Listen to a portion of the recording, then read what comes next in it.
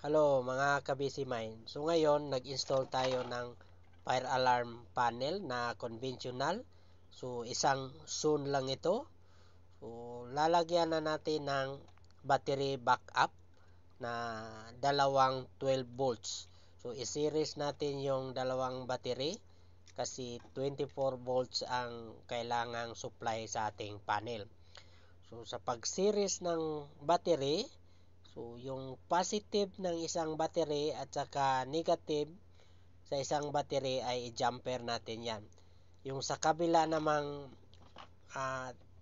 pin, positive at saka negative din, yun na yung papunta sa board ng ating panel. So ingatan natin hindi magkabaliktad. Pag red, positive, black, negative. So ganyan ang paglagay ng power supply. Kung tandaan natin na hindi tayo mali diyan sa paglagay ng supply para hindi masira yung panel. Okay? Bye-bye.